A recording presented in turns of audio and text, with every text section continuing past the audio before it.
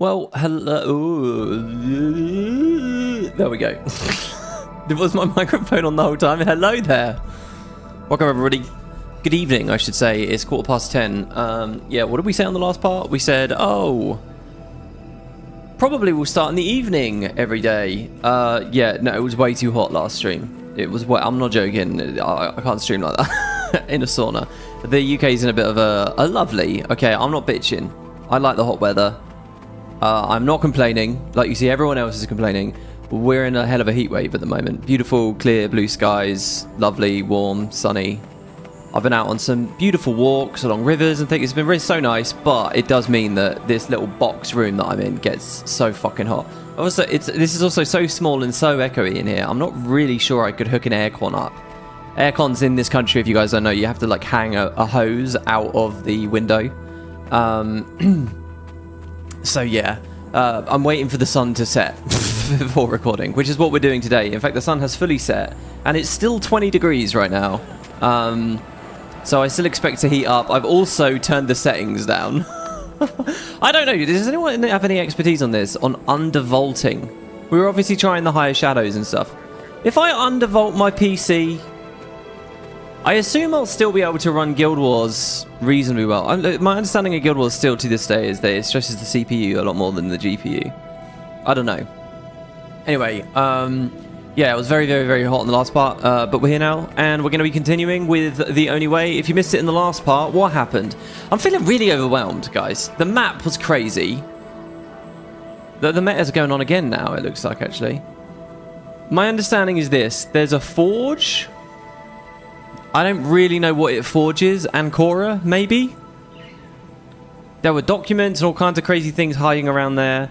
There's this area, the All-Seer, which is a statue that painted the ground lava-y. And I guess is the defender of the curse? I don't know. And it's what enslaved the Seneschals. We dealt with that. I don't know. But the main storyline so far, I think, is still pretty basic. The Inquest have come here. They've been building shit on top of stuff. I don't know what Vlox's plan is there. But we're basically just trying to follow Vlox. There's not really much more to it just yet. You guys have assured me it's quite a long patch. There's quite a lot going on, so I'm excited to get in. We're going to be doing the next instance now, Within Your Grasp. Let's quickly read the recap on what we did just now. So on the threshold, word came through that we'd found the break we'd been looking for. Redlock called to tell me that the Priory had captured some inquest in the area, so I stopped at the camp to find out more. Melisa told me that she had overheard the captives saying they never should have come back, but that they weren't talking. I was able to get a bit more out of them with a little pressure, but they didn't know much beyond the fact that they'd been sent to retrieve something, and it had already been taken back to the deep jungle.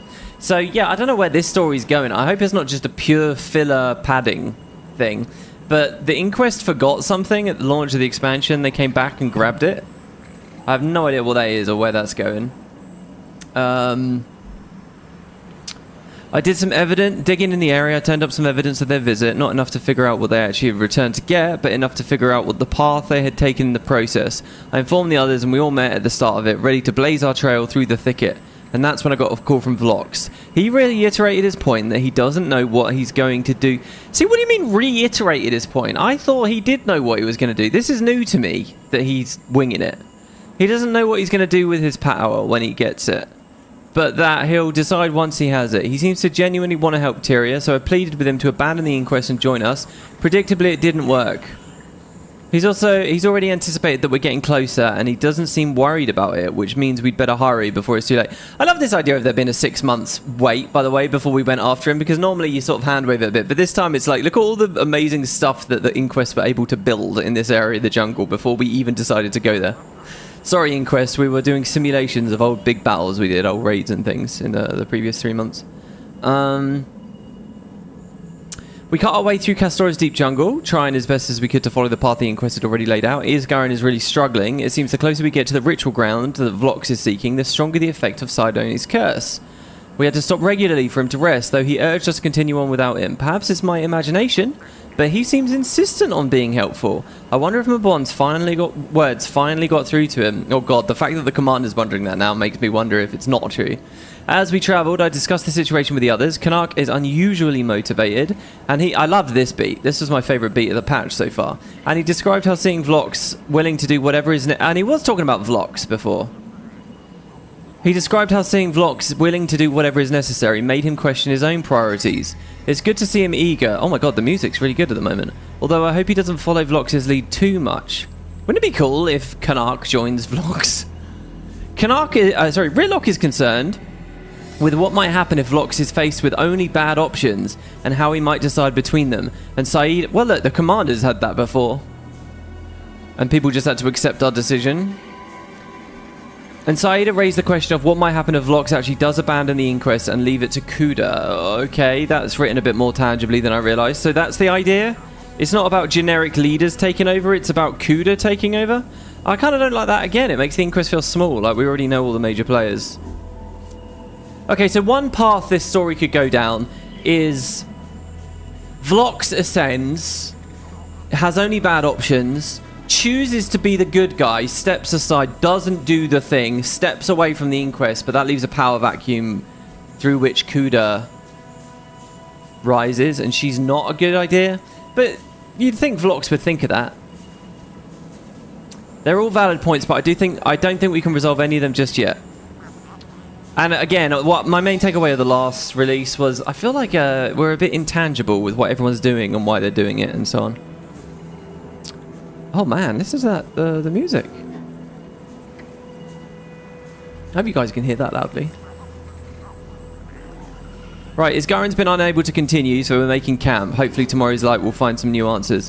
When morning arrived, Isgarin informed us that he can't continue until the curse is broken, and we have an achievement for that. So we will proceed and rely on his guidance from the camp. He asked that we be on the lookout for anything that might be able to break the curse, and we certainly will be. For now, we'll continue to search the ritual grounds and for Vlox.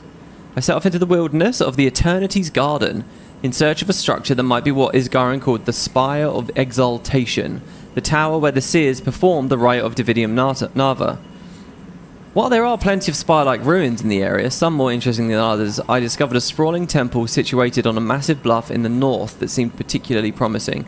I contacted my allies over comms. Isgarin speculated that Director Vlox had also seen the structure. He was likely already there. Vlox's head start on us meant that he'd had weeks to scour the ruins for weeks. There we go, we get a reference.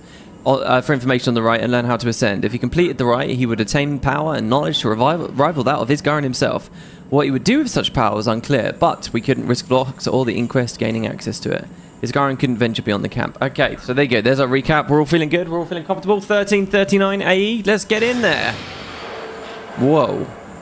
What the fuck was that sound? Oh yeah, I've tweaked my build a little bit as well here. I don't know if you guys can notice how and with what. I wonder if I should open with a burst there or not. What should be my priority? A new anthem or a weapon burst? So you'll notice I'm not giving myself alacrity now. Basically, I've gone more QOL. I've gone with invigorating tempo. I heal myself and I gain adrenaline every time I spend motivation. So this helps me keep juggling the anthems, basically, because we're getting this free adrenaline as we play. It just keeps bouncing. And it's a little bit of QOL for us. I want you all to ignore that incredibly cringy eviscerate there that was clearly out of range, and I pressed it anyway. So, yeah, we've lost like 15% damage and stuff. It tends to be, though, as you guys know, my opinions on buildcraft in the open world. The QOL options... there's such a thing as going too far with it, but the QOL options tend to feel very good in open world and solo play. Like, you don't have to stack the percent modifiers that hard in open world. Of course, alacrity is a lot of QOL on its own. Alacrity is more of everything. More damage, more healing, more CC, more everything. So, you know, maybe this was a bit of a silly swap. Swapping the Grandmaster, which is to increase the strength of our refrains, but we'll see. So I should stack might quicker and stuff. I don't know. Let's go in. Oh, I got some IRL stuff to talk to you guys about. On the last stream, I never mentioned at all what was going on with my ears. Who's curious about that? Oh, by the way, hello chat, live chat. It's good to see you all. John Sellers with the 10 gifts. Thank you, John. Cowboy Jake, BRSPs, Daniel AP Sama, Costage is there, Ifali, Aid Kit, Mr. Granny Weatherwax. What an amazing name, dude. Howdy. Mr. Granny Weatherwax, I love that. Rowan Vanderwarp. Ashley's there. Hello, everybody. Sorry, there's a lot of names to scroll through there. Right, okay, so a couple of streams ago, I told you guys I was miserable because I had an ear blockage in my right ear. I'd been laying down, it shifted, it was blocked. I'd booked in microsuction, then I went and got the microsuction, and it didn't fully fix it. There was so much wax in there. Like, I had a bit of pain as the wax was peeling off of the eardrums, so the lady that did it stopped. And then I just had to live with more earwax, and I had another appointment. It was like a week later, the next appointment, and I did not want... longer than a week later. And I did not want to live like that. I was so unbalanced. I just felt awful the whole time. So, here's where the story continues. So in that week, guys, what I did, right, with my bad ear, my still bad ear, is I figured, okay, maybe I can still use eardrops to keep softening the wax. Now that she's got a chunk of it out, maybe it'll be looser, maybe I'll have some more hope. What had been happening was I'd been putting eardrops in, draining it out, and there was nothing. There was just no progress at all until I got the microsuction. So I get the microsuction, I do eardrops, and when I release it, I lay there. I watched like an entire episode of Friends. I recently rewatched Friends, so I did like an entire episode, right? Let's give an example of an episode. I don't know. The episode where Phoebe meets Mike's parents, right? So I'm sitting there the whole time through, tilt the ear out, and after the microsuction, when I tilt it and I get the eardrops out, they go in completely clear. The liquid is completely transparent, but it came out ever so slightly, tiny, teeny little, very, very slightly yellow tinged, or like slightly translucent now. So I realised it's actually managed to get a little bit of earwax now. Not lumps, not anything tangible, like the tiniest little amount you can imagine. But I figure, something might be happening. So I keep doing it. So I do eardrops, then I do peroxide, right, which bubbles and fizzes when it's in there. And after that, I get the water irrigate. And none of this is helping, still, nothing. And I'm like, fuck, man, I want my ear better. So I get water irrigator. Blast it with the water irrigator, and finally, so I had water irrigated multiple times, but it had just been clear water coming out. But finally, after doing microsuction, eardrops, peroxide, when I water irrigated, there were the tiniest little crumbs, little yellow crumbs in the water, which was clearly a little bit of earwax, right? Tiny, whatever you're imagining, imagine smaller, right? And you could just see them bobbing around in otherwise completely clear, crystal clear, normal looking water after the water irrigation. And that's using the device the whole way so that the entire canister empties out. And so how does my ear feel? Exactly the fucking same. I'm still deaf in that ear. I still feel awful. But there was something.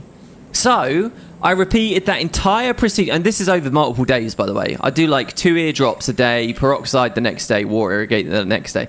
I do that entire procedure, eardrops, peroxide, water, twice more. So now in total, I've done it 3 times. I've got to the water irrigator 3 times. On that third time, that third, final, sweet, amazing, euphoric time, I felt something properly shift. And an actual lump of earwax. Oh, like, I just did not believe anything was happening. I really didn't believe any progress was happening. You could not have convinced me that any of these chemicals really happened. The eardrops really softened earwax. I was a complete non-believer because nothing was going on really. But finally, and the only reason I thought there might be progress was because of these tiny little crumbs. I finally did it. Oh my God, and a lump came out. And I could hear when the water rushed away. Oh, and it does that noise, like you usually get in a shower or after you've been swimming, and it did it, and I could hear, and it felt so weird and really echoey, and I almost actually felt a little bit off balance now because I got used to the past fucking month having it just in one ear. Oh, it was the greatest feeling ever, guys. It was so good. Oh. So anyway, I had my second microsuction booked in, but now I knew I didn't need it. I could feel it. It was fine. And in the days after that, I did a couple more eardrops as well. But so I rang Specsavers up and I was like, look, I don't need this second consultation. I know it was going to be free because you never fully fixed it the first time, but I don't need it. But I said, can I swap it? can I swap it for just an actual hearing test? Because the thing is, guys, some of the places I've worked before have been very loud. Big industrial ovens and stuff. Or, you know, like when you go to the gym and people drop weights and they clang. Or just pricks at school run up behind you and scream in your ear as a joke, right? Like, I don't know whether I really actually have hearing damage. I'm quite loud, all right? I think I'm quite loud because of this, actually, literally streaming right here, right now. When I started doing YouTube videos and streaming and stuff, I used to use a Blue Yeti, which didn't have a very strong amp in it. I didn't have a digital audio. I didn't have something like a baby face. I didn't have a fat head. To this day, even literally right now as I'm speaking, I always get louder and louder and louder and louder and louder as I record because I'm insecure. Because I'm insecure when I started doing this that the microphone was never picking me up. Like when I very first started, I cranked the gain up, but it used to create all this hissing and fussing. And I don't need to. I know that I don't need to. I know I can speak at a low volume. The other thing is, usually if I speak at a lower, more normal volume while recording, people drop comments saying, "Are you sad, WP? Are you sad? You sound really miserable. Are you okay, WP?" And I'm not. It's just, you know, I don't have to speak. I kind of have to squeal and get really high just to show that there's a bit of enthusiasm. So I don't know. It's kind of the house style or whatever. But I'm quite a loud person, right? And so I've wondered, a lot of loud people always tell me in real life that I'm very confident. And it's because I'm speaking with, what's the word for that? There's a word for people who speak very loudly. Like Brian Blessed is a good example of someone. I think it begins with a T. Do you guys know what I'm talking about? There's like a 2-3 syllable word that we use to describe people with, "I speak very loud, this is the word," people like that. Anyway, whatever. And I don't really necessarily like that. And once I'd cleared my ear, my instinct immediately was to talk more quietly again. And I was like, I wonder whether I have hearing damage. Because they always talk about you go to a concert or you listen to earphones too loudly, whatever. You can do permanent hearing damage. You really can. My understanding is there's like lots of microscopic little hairs basically on your eardrum or just on the inside. And as they are hit by sound waves over your life, they literally flatten. And they can't heal. And as people get older, that just, you know, happens more and more and more and more. And they stop losing the ability to listen to hear high pitches and stuff. Actually, at this new property, there's a really high pitch that comes out of the gas hob when I turn the hob on.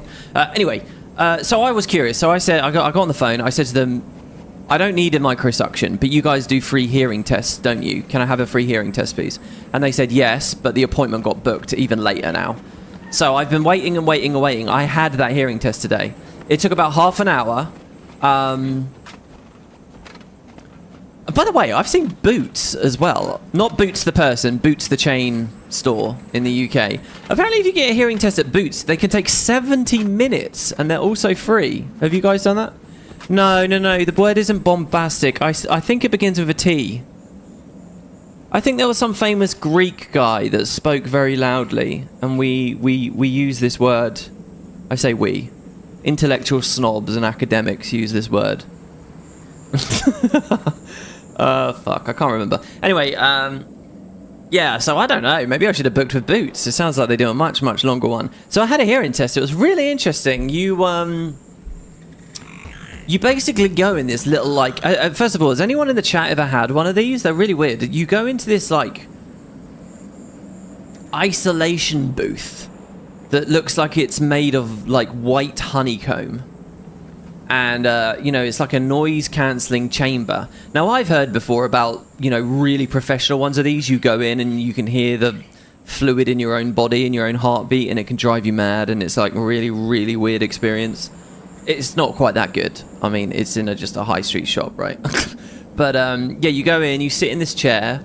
They put some really fucking uncomfortable headphones on your head that, like, don't really have any padding. You know, like, I assume if you guys are wearing headphones right now, or maybe if you're in your car or whatever, you're not. But they've got cups, right? Foam cups. Imagine headphones without foam cups, and they clamp onto your head, really. And I wasn't at liberty to put them on. The person conducting the test put them on. So I don't know whether they really got it over my ears just right or whatever. But then they leave, they put you in there. There's windows, so you don't get too claustrophobic. You can see the person on your right through the glass, and you can look out the glass in the front. But your whole job now is just to listen to noises in the headphones, and they give you like a big button in your hand.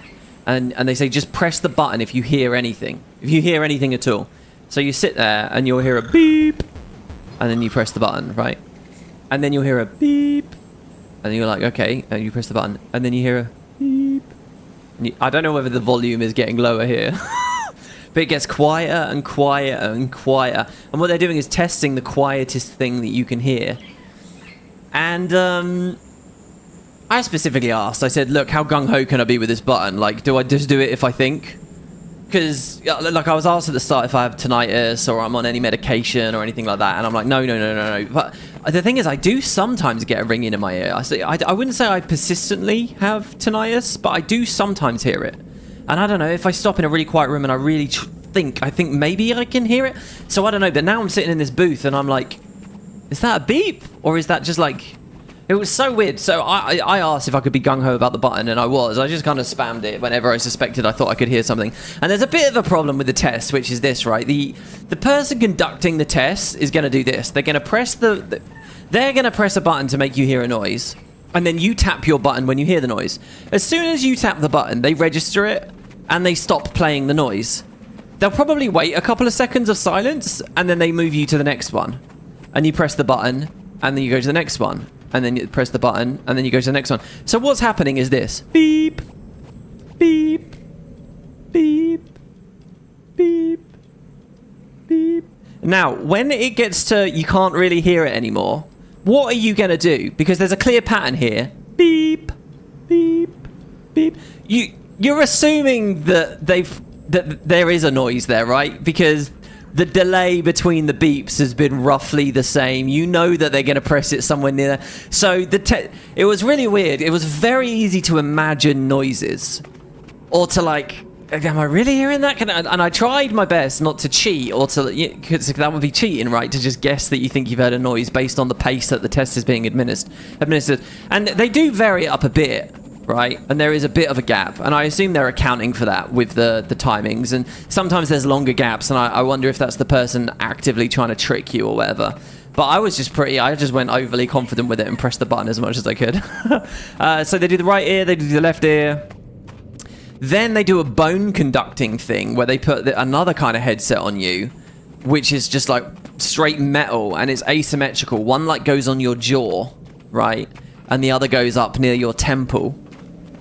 And you'd think they'd do that twice and tilt it in different directions, but no.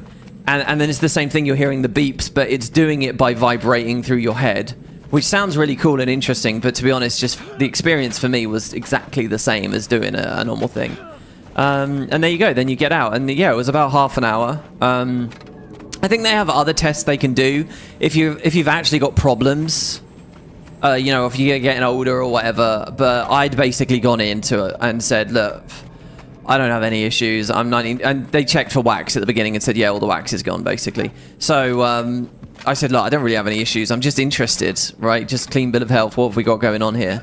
And maybe my ears are a bit duff. So let's see. So and then I got my results, and they weren't going to email them to me. I was looking forward to having them. You know, you go to Specsavers and get your eyes checked. They'll give you a little card telling you what your prescription is and stuff. Like I'm a minus 0.5 in my right eye and a minus 0.25 in my left or something, right? Or I was. I've booked in a new check for that as well because it's been a long time, and I think I was reading about eyes earlier today. Apparently, up until your mid-30s, if you're short-sighted, your eyes keep getting worse up until your mid-30s, and then they stop and they stabilize after that. And then the next thing you have to worry about is the flexibility of your lens going badly in your mid to late 40s. So I figure now I'm probably getting to a good time where I can probably figure out if my eyes have settled down. They're definitely worse. I do need a stronger prescription now, but only a bit. Anyway, so they weren't going to give me a result, so I just said, hey, can I take a picture of the monitor with my phone? Can I get a picture? And I took it. So here's my results, guys. That's right, I've loaded it up. Here's my results. That's my ears. So my understanding of this, okay, so those are the frequencies left to right. So 8K is a very high. They're the high pitches on the far right. 125, 250, 500, they're the low rumbles. 1K, they're the low rumbles. So that's the spectrum of human hearing. So the beeps that went beep were being tested on the left. The beeps that went beep were being tested on the right. And so it's just volume, basically, on the left. So what you can see, so where it says 0 to 20, those two vertical bars, 0 to 20, those are normal, healthy human hearing ranges. If you fall within 0 and -20, you have good, normal human hearing. You don't have, like, dog-like super hearing, right? But you're a normal person. If you're falling out of that range, lower down, right, to -30, as you can see I'm at. Sorry, not -30, just 30 dB, as you see I'm at. That's when you're starting to be below average. She put an overlay on this at one point, which actually showed, like... So if you're around 30 to 50, it's what they call mild hearing loss, which almost everyone gets as they go through life, as it gets worse. And when they say mild, they mean it really, like, it doesn't affect you at all, really. And they won't do anything. There's no treatments for it. There's no need to do anything if you're in that range. So actually, apparently, my hearing's pretty good. I'm just a loud motherfucker. Apparently my hearing's alright. Yes, I dropped a mild hearing loss at those 2 bits. One on the low end, around 500, and one at the 4K notch up there in the mids.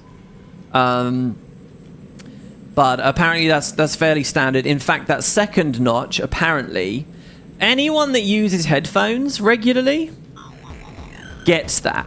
And in fact, the person who did the test for me was quite a bit younger than me and said that they have that exact thing. They have healthy hearing, but they have the exact same notch, the exact same way. They didn't know why I've lost some hearing in the lower frequencies. But this is like imperceptible, doesn't really affect you. As it goes lower and lower, that's when it starts to affect you. They call it like mild at 60, I think. No, not mild. What do they call it? Something else at 60. That scary red bar at the bottom, that's when they like start doing things. If you're below the 100, that's severe hearing loss. That affects your ability to have conversations with people and stuff like that. So yeah, and I have some quite high ones as well. I have above average on the high end. Apparently for the higher pitches, I'm doing alright. So those letters as well, HTL is hearing threshold level. BCL is bone conduction level. And FF, so basically that's the test is the headphones and then the bone conducting thing. FF is freeform, I think, something like that, where they're supposed to just test your hearing just with regular ass speakers. But I never had that test, so I don't know why that's printed on there, to be honest. The thick blue line, that was them testing my bone conduction, and you see they did way less tests of that. They didn't test the full range.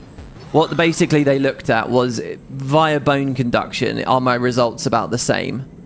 And they are, as you can see, right? The thick blue line is trending in the same way that my other regular lines were trending, which shows that any hearing loss I have is not because of a blockage. It would be the same if they tested the whole way through with my bones as well. So they just stopped there, really. The 2 8s, I don't know what those mean. Oh, and that weird blue plus, I think, is just like a solo... There was just a spot reading of both my ears at once. And I got a good result on it, apparently, as well, up there. And I think that's when they decided to stop doing the bone conducting thing at that point. So, yeah, there were okay results. I thought this was vaguely interesting. You know, not everyone knows how their ears are doing or whatever. I was a bit nervous it was going to be low. I really was. I was nervous I'd damaged it at some point. Being young. Fucking around near loud cars or something, do you know what I mean? But yeah, check it out, guys. It was pretty quick. It's free as well. Not to turn into a walking ad for Specsavers, but it's free. So, yeah. Little hearing test. A little explanation of what I understand about ears. And by the way, they didn't tell me any of this info. None of it. I actually, and you guys are going to cringe, moral panic and all that, but I plugged this into AI. I just dumped the screenshot into AI and I said, tell me what this is. And it explained everything for me. It was like a proper little consultant for me. So there you go. That's the way the world's going. Yeah, let's move on. By the way, a couple of other pictures. I'm thinking of getting into a hobby. What do you guys think this hobby might be? Look how fucking sick they look. I showed these to Kerry yesterday and she was like, they look lame. They look amazing. Here's another image. I didn't realise they did colourful coins. Here's another one. coin collecting. Look at this shit. So this is one of the, this didn't prompt it. I've been thinking about this for a while. But an Aussie friend of mine linked this to me. They're doing a new series. So in the UK, I assume in a lot of countries, but in the UK, the 50p coin is very big. And they do special editions of coins. The Royal Mint does interesting ones with fun patterns and fun designs. These are all 50p's you're looking at here. And because they get a lot more space on the 50p's, they tend to be really fancy about it. Anything like quintessentially British, there's probably some cool art or some... And they do them in series. So that series, that's a series there. I think those are the animals of the various countries or regions, I guess. Maybe. We got the dragon of Wales. I don't know. This was a series, various saints, obviously a little bit more traditional there. I don't know what that dragon thing is. Zog? What the fuck is Zog? But they're doing a new series. They're doing a Lord of the Rings series at the moment. There are videos coming out. This is good. You see, that's 2026. Over the next few years, they're doing the various rings. And look at that. That's a 50p with like that gold, you know, like the new £1, I call them new. You know the £1 coins with the gold rings around them? On a 50p. Look how fucking sick that looks. And you can find videos of it online, right, where they shine a light at it, at that bit in the center of the one ring. And if you look at the reflection of the light on a tabletop or whatever, it shows like Sauron on the floor. How cool is that? And they're like really shiny and interesting. So I don't know. So I looked this up. Apparently, so obviously we this country, maybe not obvious, all right? I don't know where you guys are watching me from right now, but we moved away. We moved to decimalization, right? We moved away from shillings and shit like that at the end of the 60s. Okay, so our new currency, all of our new denominations and new coins and new different mints, right? They're not that old. It's only about 50 years worth of history, and for the vast majority of that, we've had the same queen, right? So apparently it's actually really doable. It's fun, but it's really doable to get a complete collection of British coins post decimalization. I mean, obviously, if you go older, if you start looking at the cool shit, old Greek coins and getting Athena's owl and all that shit, I mean, that's amazing. But I don't know. I don't have the means for that, right? But apparently, it's quite affordable to get a full collection. And you can pick, if you go for like the pound coins, they do like a lot of special types of pound coins, and pound coins are quite interesting because obviously they got rid of them all in 2017, and in like 2020 I tried to buy something in a shop with them and they were like, we don't take these anymore. Dead serious. And I was like, oh, okay, sorry, I've been paying with card for so long. I had like loads of old pound coins in an old wallet and I had to take them into my local banking branch and my local building society and get them exchanged. And I regret that now a little bit because some of them were quite good and quite good nick. But yeah, so like apparently it isn't illegal to hold on to those old pound coins, so I don't know what it means to collect them. But there's not too many apparently. So you could do the pounds. Apparently the 1 and 2p's are quite boring, but really easy to do.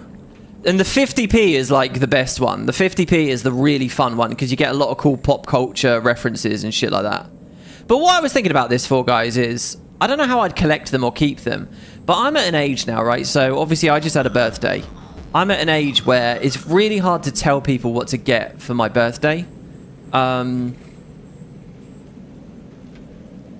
if I collected these, I could just have a little spreadsheet, right? You just link it to your friends and family, and they know what coins you're missing. And you just say, yeah, just like, so basically like some of these old 50p's, they cost like a £5, right? Or a tenner, or 15 quid. To me, that's totally within gift giving territory, right? I'd happily spend 15, 20 quid on a coin for someone or whatever. And now it's like anyone can get you, it's easy gift giving. Do you know what I mean? And I'm a big believer in that. Get some kind of collection, and now you sort of those hassles. As long as you're genuinely into the collection and it's not totally arbitrary, and you can slowly fill it out. I don't know what other fun ways there are of doing it. You know, if you're one of these people that's getting on the fucking Pokemon card bandwagon, just even though you weren't into Pokemon or whatever, You at least get to open booster packs and stuff. I don't know what the coin collecting equivalent is. Can't you buy big bundles of coins on eBay or something, and then you go sifting through them or run a magnet over them to see if it's real copper or whatever? I don't know. I don't know whether that sounds fun or tedious.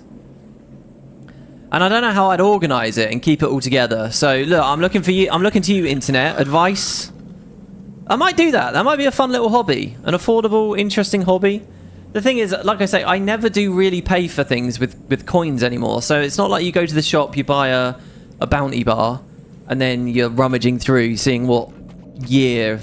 So there's different ways of doing it, apparently. You can get just one of each design, or you can get one of each design every year it was made, which is a way bigger thing. So obviously I would be a novice, and I wouldn't want to go all the way to that. But yeah, so I don't know. I can imagine if it was 40 years ago, people would be really interested in sifting through the coins because they're getting the change constantly. Now, I don't know. I would actively have to go buy bags of coins or something. And the coin keeping subreddit isn't that good because it's full of Americans that are only interested in American currency, which is, you know, Reddit's an American leaning website and all that. So they're all talking about shit that I don't care about. Half dimes and stuff, I don't know. Anyway.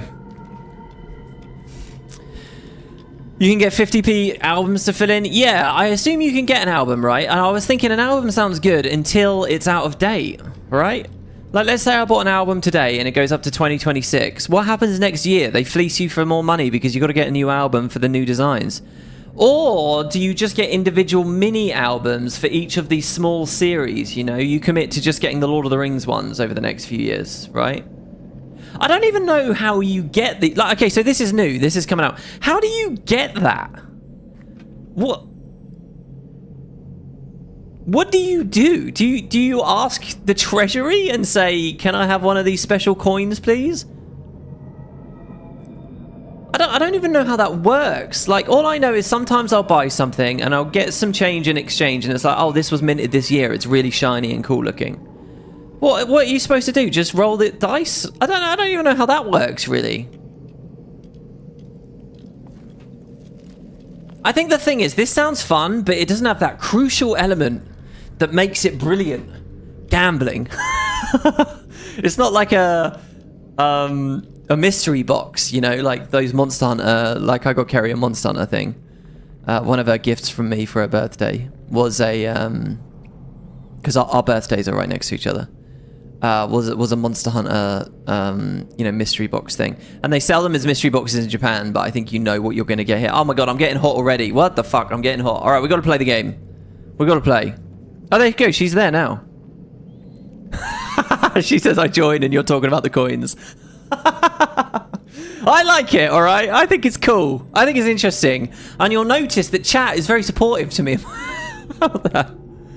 How do you get them if you don't live in the UK? Because you totally want the Lord of the Rings one? I know, right? A good question. And I don't know how the price goes either. Is it a pack? That costs that's worth 50p, right? So do I buy it for 50p as long as it's 2026?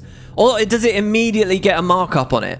Right? Do I have to spend a pound for a 50p Lord of the Rings coin in the first year? I don't know how that works. I assume, yeah, if you're abroad, you'll have to spend something somewhere for shipping alone, right? All right, okay, let's play the game. Let's play the game. Kerry, these will be spoilers. All right, there you go. Gaudy architecture, vaguely spiritual overtones. Must be the place. He has to be here. At least we still had time to stop him. Is that so? Well, if he managed to ascend, we'd all be dead already. Would we? Not sure about that. Gridlock's right. Phlox wouldn't kill the commander. Very funny. I wasn't joking. I'll put in a good word for all of you when we catch up to him. He's our fanboy. He's Now, like Xenos. Let's get into that tower. All right, path cleared.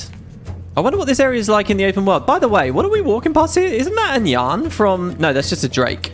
There's a Forgotten statue here. That's interesting. Because this is a whole big place about Ascension. And the for those that aren't really familiar with Guild Wars 1, it's the Forgotten were the big Ascension guys. I kind of got the feeling from VOE that, you know, those conversations in that previous temple, there was like each of the ancient races kind of had their own methods of ascension. Or there were different ideas of what ascending meant. Did it mean becoming closer to the gods? Did it mean being Wayno Su? Did it mean exactly what the Forgotten were going for? Do you get what I mean? So I don't know. But I think it's not going to be a coincidence that Arenanet put a giant Forgotten statue there right at the start. Right. Oh, look at all these benches. It's like we're at a goddamn train station or something. Let's see how our build does, shall we? Lots of sentinels. Might makes me right. Think we'll get anything about the anomalies? I don't really know which anthem to focus on now. I think I want to leave it on F2, right? I also still don't really know when I want to throw the shouts in there. I'll never get used to fighting these floating weapons. Did I just kill him with my echo? Guilt about putting them down. Guilt. I did. I killed him with my echo on your knees. Well, yeah, I did. That's 8k across both the initial hit and the echo. What did these guys say? Sorry, I wasn't listening. I never get used to fighting these floating weapons. At least there's no guilt. These guys are all amazing. They're all like different levels of edgy, right? Historically edgy or currently edgy. I don't know.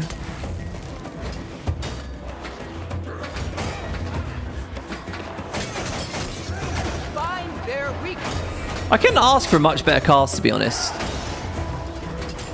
I'd go for who would I want? I would want someone from the Scooby-Doo Mystery Gang, maybe, from VOE. But I assume they're being saved for the return to Cantha, whether that be in Guild Wars 3 or whatever. What I feel like I'm missing is a bit of movement. Now I could get super speed from the F4. You're not sure Ritlock's role in this? I think what I learned last year is we shouldn't expect character development just because someone's there. You know, Malice didn't really get it, Keith didn't really get it. Sometimes it's just... on the things that are actively trying to kill me right now. Sometimes it's just, do they bring a good vibe? Are they a fan He favorite? hasn't had time to activate everything. Let's not wait around to find out. Are they a link to the past, you know? Like, does it still feel like Guild Wars because we're hanging out with members of Destiny's Edge? I think these are all criteria that Arenanet possibly look at when deciding the cast. Defense, then offense. I do know they were on the record years ago as saying, look, we don't want to have too big of a cast if we can't do a lot with them. So I know they've shrunk the cast. Find their weakness. So if I eviscerate, does it on your knees as well? Because that is a burst. No, not necessarily. Discuss the Inquest presence with my allies. Wait, are we going up there or no? I assumed we were, but I don't think so, actually. No, I think we are, actually. Another statue, this time of a seer. Inquest junk. Somebody's here, that's for sure. Oh. How do you want to play this, Commander? If Phlox is here, I either convince him to stop Or perhaps we take a lesson from him and become a bit more proactive. In a hurry to get back to the pub? Just ready to change the tune to this particular dance. Oh my god, there's a hover bike. Can I ride the hover bike? I genuinely think that that is something that we could do. They could co-op the mount system or even just the toys and stuff. By the way, talking about hover bikes and bikes and shit, last night I started playing Cyberpunk. I didn't know anything about Cyberpunk except that it had a dodgy release, it's CD Projekt Red, it was very popular. I thought that mostly it was people were impressed and enamored by it because of the setting, because of the world building. And also just on a technical level, the rendering can be incredible, right? So, you know, it's like a modern Crisis, isn't it? It's Crisis of the 2020s. Those are the grounds on which I thought it was supposed to be a good game. But I have to say, I've been the actual story, not just the setting of the world that they built, but the actual story that you play is fucking good. It is porno punches dark. And it's got some brilliant twists. I've done the bit where... How do I talk about it without spoiling shit? I've become very intimately involved with Johnny Silverhand. Let me put it that way. And I was like, this is really good. It really blew my mind how actually extremely well done that story is. So yeah, and I've been playing it for hours and hours and hours, and I feel like I'm still just at the start. This communications device appears to be tracking some sort of signal to the north. Its controls are locked. I wonder what kind of range this thing has.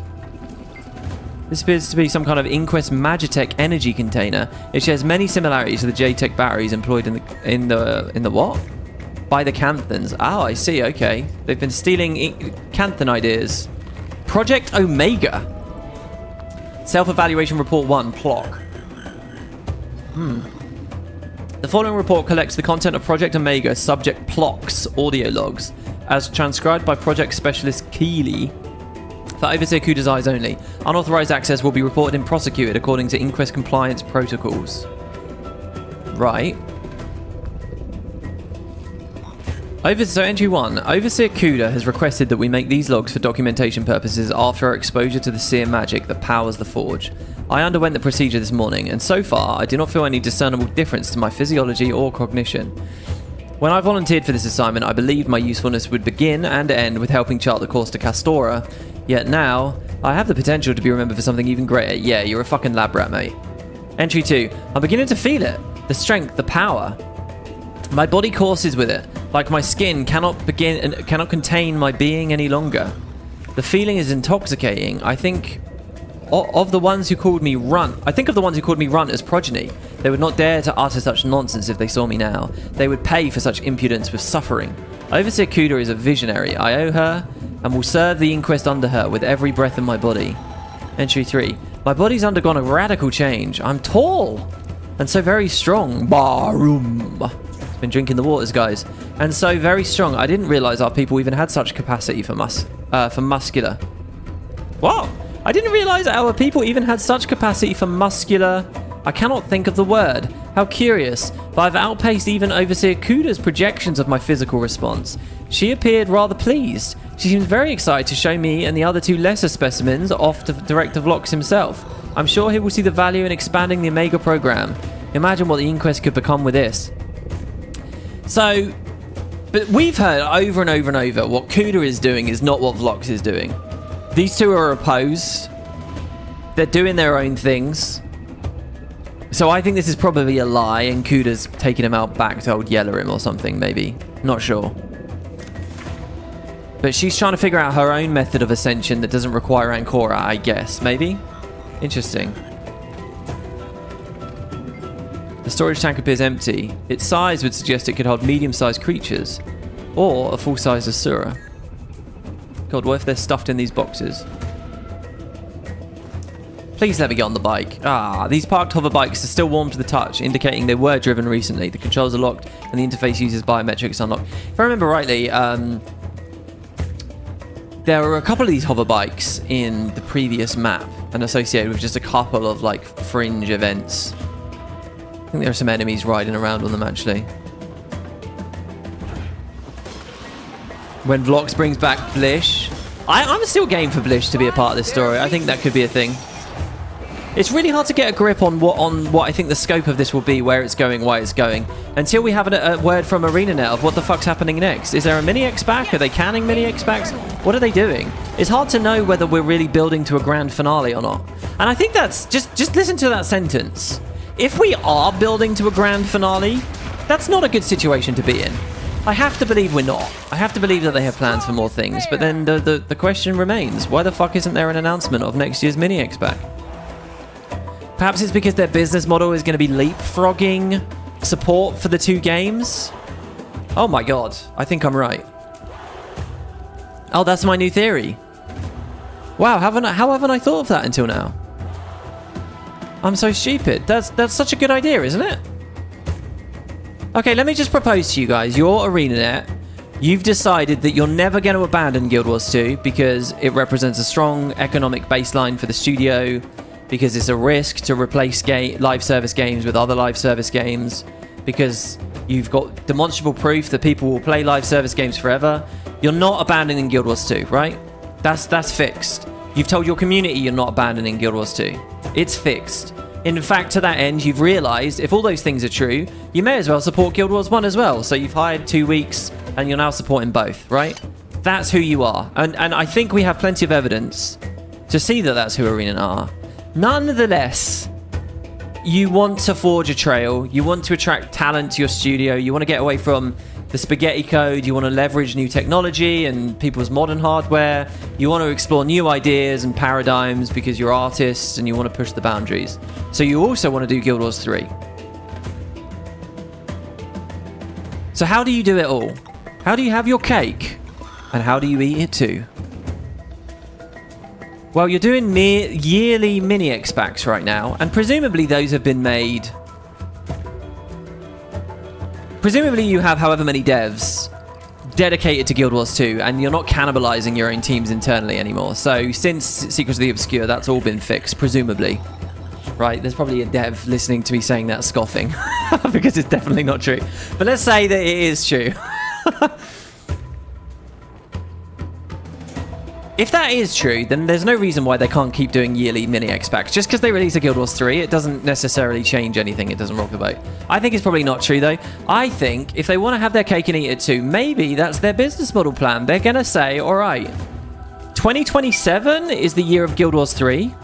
2028 is the next mini X pack. 2029 is Guild Wars 3's first X pack. And they're leapfrogging. They'll go left, right, left, right, left, right, left, right. Right? Is that so crazy? Don't we see GGG doing that exactly with PoE right now? What do you guys think? The parallels of Destiny 2 are quite interesting. Yeah, teach me about that. What's going on with Destiny 2? Because I saw a huge post where it looks like they're trying to revitalize the game. There was a huge, huge fucking post where they were really... All I ever read, I'm telling you guys, for about 10 years, all I've ever read about Destiny is people bitching that the game's dying and it's bad. That, from an outsider's perspective, that has been nothing but an exercise in misery and, like, just nerd bitching. And I completely acknowledge that as a Video game critique. I perfectly embody that myself, right? I've bitched about irrelevancies over the years. In fact, I'll do it in 5 minutes when we turn the corner and have a bit of dialogue to nitpick. But what do you guys think?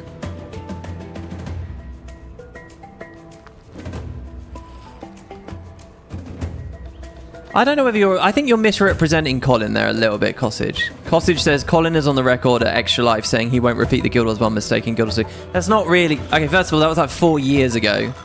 And what he did was he made an offhanded observation that they probably could have continued to support Guild Wars 1. Which is fair, but I don't know whether... Especially, he hadn't even returned to the studio that long at that point. I don't know whether I would shackle him to a comment like that. I think there's plenty of other reasons to think that you might be right, but I don't know whether I would. Destiny 2 did die. Yeah, I see charts about the audience shrinking and stuff. What if they triple team it, guys? What if it's Guild Wars 1 expansion, then in 2027, Guild Wars 2 in 2028, Guild Wars 3 in 2029? That gives them a 3-yearly cycle for each product, which allows them to release, settle down, assess, patch, put effort into the next thing. That would be pretty dreamy, wouldn't it? You look at studios in the West. I'm not being funny these days. Look how hard they find it to release things. Look, and especially in that area, around the Seattle area, Bellevue area. Look at a lot of those studios there, and how stormy the seas have been. You know. Look at Bethesda in Maryland, right? Having their own problems as well. Look how long the new Elder Scrolls taken to come out. Look at what's going on with GTA. Big, Western, large games. They're brutal. And even when you do get really amazing first-party ones, often they don't take the franchise much further. Like, they'll never top Horizon 2, right? Sony will never top that, so there's just not going to be one. There's not going to be a Horizon 3. I say all of this while being absolutely fucking mind-blown by Cyberpunk, by the way. I cannot believe how much detail there is in that city. And how big the city is. And how good the writing is. I cannot believe the bar that they hit, that game. And that game came out in 2020. I appreciate it took a few years of patching. I saw a giant koi fish, holographic koi fish, swimming around in the skies in Cyberpunk yesterday, and I realized that in End of Dragons, Arenanet were probably being derivative of that, with the giant holographic whale that swims around End of Dragons in Kaineng. Because End of Dragons released in 2022. Cyberpunk was 2 years older than that. That's plenty of time for their artists to see it, inhale it, decide they want to do their own edition of it.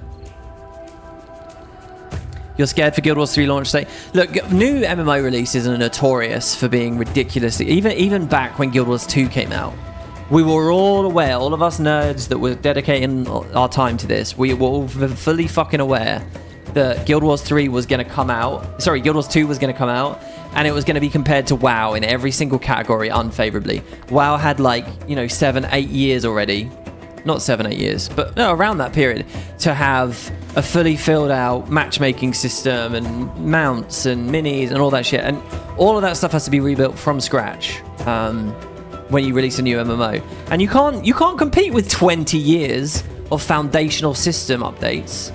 You can't compete with it when it's a competitor in Blizzard or even yourself in Guild Wars 2. And the kids won't understand that. I shouldn't say kids, nerds, people, humans. They won't get that. So all you can do is lay a new foundation that's fucking rock solid and brilliant, which is what Guild Wars 2 did with its sleek UI and all that stuff, in my opinion. Okay, let's play a little bit more. The pile of debris contains mostly discarded golden parts and others. You worn out Magitech components. We've been very, very rambly today, guys. Uh-oh. I swear I'm sitting here in the breeziest, loosest shirt and t-shirt right now, in the hopes that I don't heat up, but I can feel it. I can feel the sweat around my ears in this fucking headset. Maybe I should get a new headset, like a light summery one. Do those exist? This data pad is the interface for the Inquest Energy, because I can't use my regular speakers, it would echo through the mic. This data pad is the interface for the Inquest Energy recorder near the Seer terminal. Right. Readings indicate that they use the device to modulate the terminal's magic to open the gate into the temple. The Inquest never let a locked door stop them. That's cool, they opened the door, did they?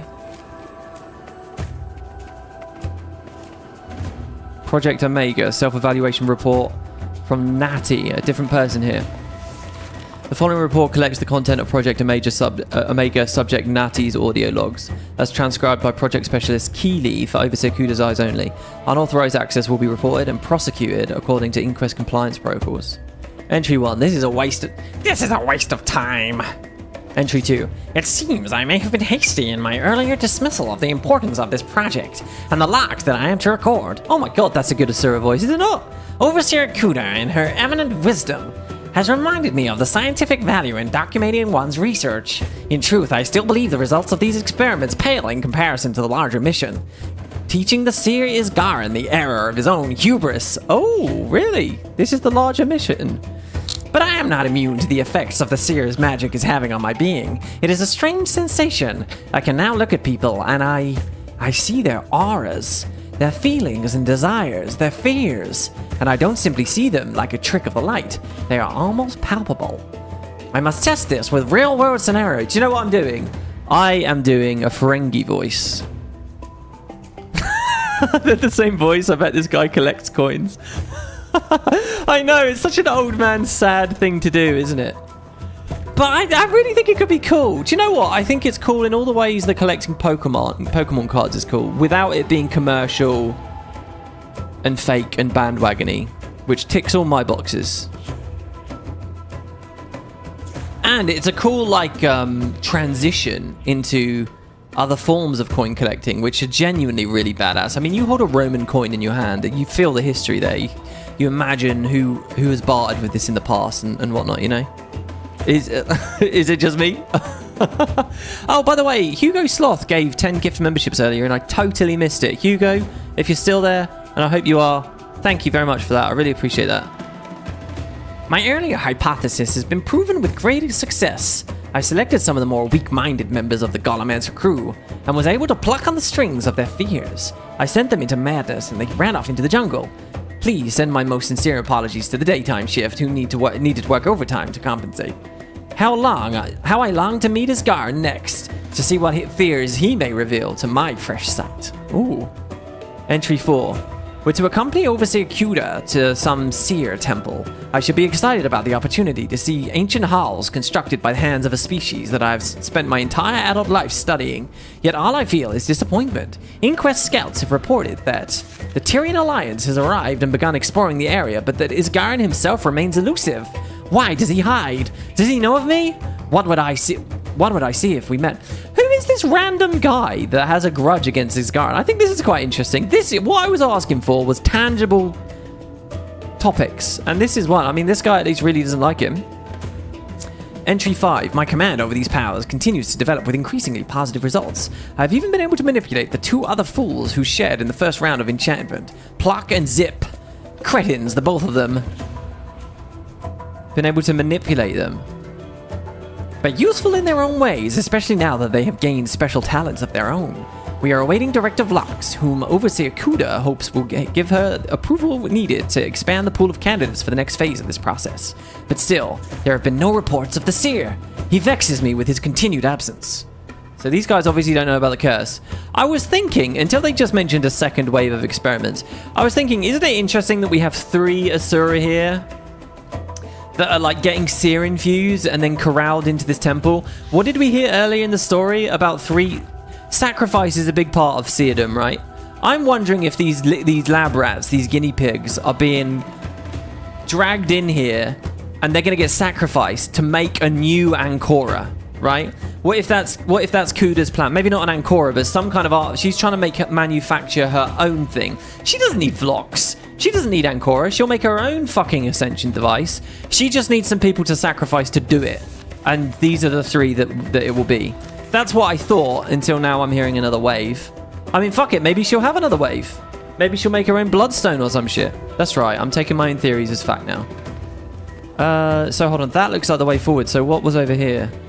Oh, we have mounts. Oh, interesting. Oh, I thought the music changed just because I mounted. Oh, I'm getting some smiley faces from that. Have I got it, guys? Have I nailed it? Oh, cutscene. I can return for a demonstration when they're fully combat ready. No need. No need? The firepower Since when was her hair like Forge that? gives us access to could secure the Inquest's place as the preeminent power in Tyria. Possibly. And that is of no interest to you? We have the key to the Seer defenses, yet you waste your time up here? Weaponry. Another side-by-side cutscene, by the way, made more arduously. You to see to it, as I trusted Seb to see to his. Seb is dead. And I can't help but notice that you didn't seem too bothered by that, Director. She's got a Who real... are you? No, The but designs of the eternal alchemy are beyond even me, Overseer. Oh, he's so short. No. Speak less to me, Daddy. At the window! On second thought, Kuda, I'd like that demonstration after all. All right, here we go. Get in there! Omega Team, keep our guests busy. Oh, Overseer, we'll reconvene when I'm done. Let's go! Yes, Director! gladly.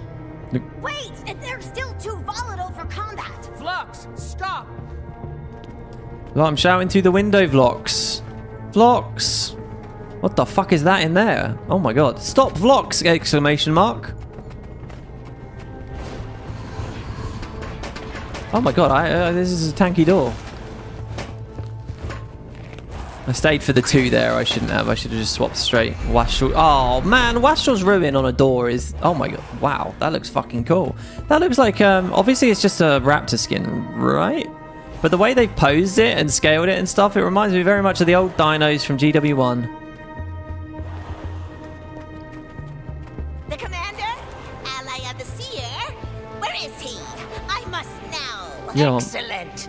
A worthy opponent. None could deny it. Holy Eight fuck. device. Have to He's move. flexing. Have to kill or die. Kill or die. Kill or die.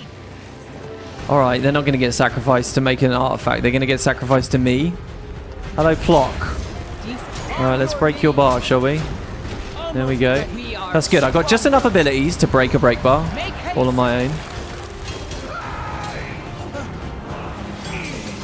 Find their weakness. Should I stay for that too? Oh shit, what's all the Give me CCs? something to hit!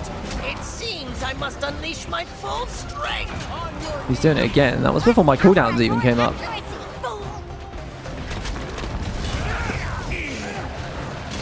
Oh, I cancel cast this Echo. Not the Echo, what are they called? The command with Eviscerate there, so I need to be aware of that. On your knees! Oh, this feels a lot better. I feel like I'm... Okay. So now we've got Natal, Never surrender! a Necromancer it seems. Find their weakness! Oh. Never give up! Oh, no, a Mesmer. Your mind's no longer your own. On your knees! Mentalist, it says. We are Mentalist is like... I don't know whether Americans have that association, but... almost there! You're going to Find their weakness!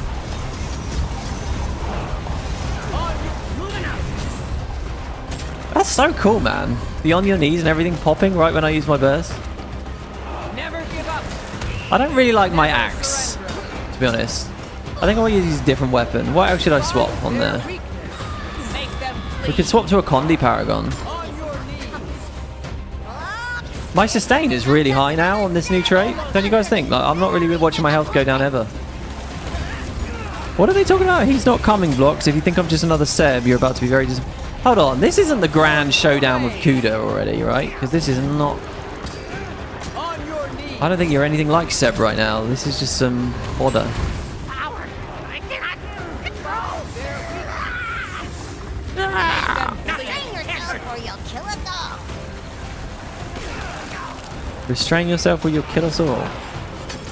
Yeah, I loved Vlox's little Socratic. There I'm just tanking all the Condis. Let's see if we can sustain through it, shall we?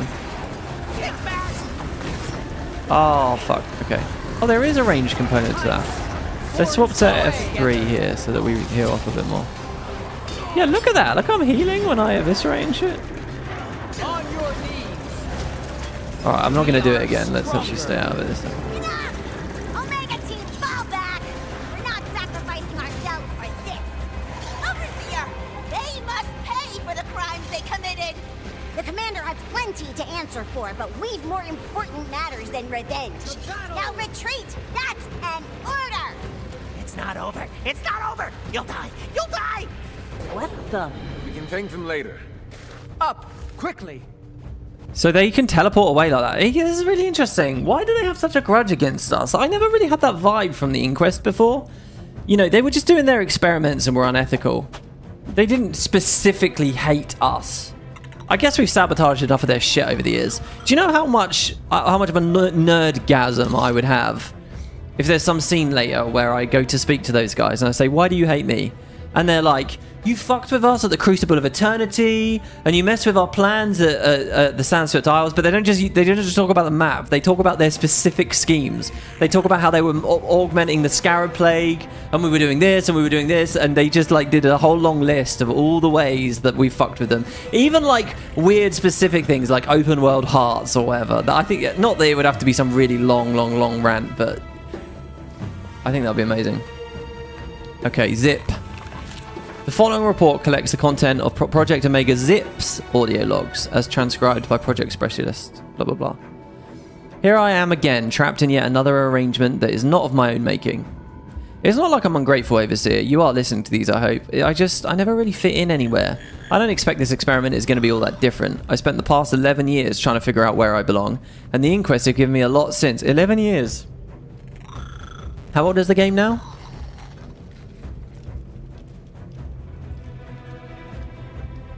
I've spent the past 11 years trying to figure out where I belong, and the Inquest have given me a lot since. Well, since what happened to Lion's Arch. Oh, they joined the Inquest after LA got destroyed, the Scarlet stuff.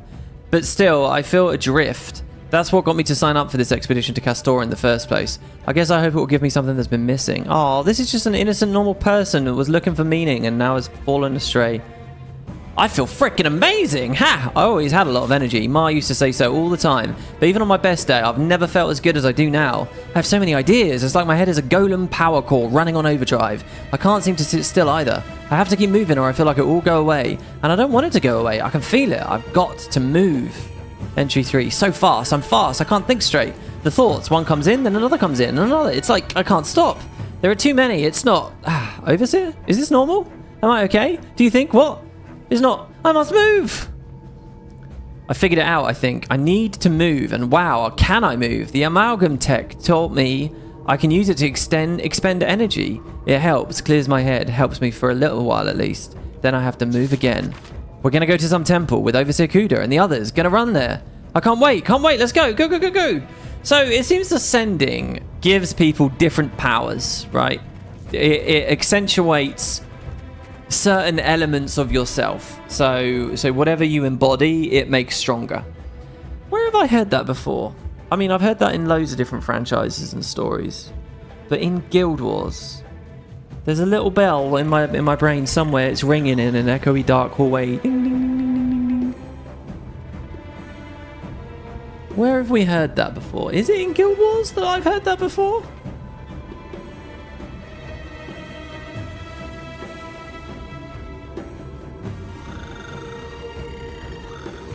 You don't think they ascended? You know, that's right. I'm just assuming that this is some kind of faux ascension or whatever. Some approximation of it or some prep for it. I guess I'll abandon that.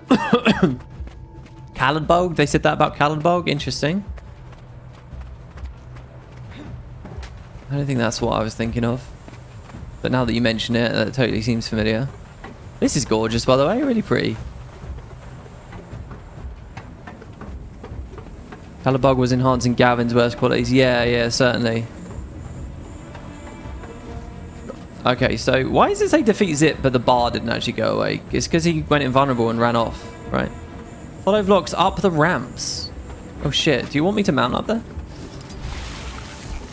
Oh, everybody got on Wavehawks and I got on the Skimmer. Sorry, I'll Wavehawk. Oh, right, okay. Taking the ley line would be an obvious option. Oh shit, oh, this is quite cinematic. Oh, you're gonna use your foot key, Canuck? So close. We had him. Vlox, can you hear me? Talk to me. Vlox?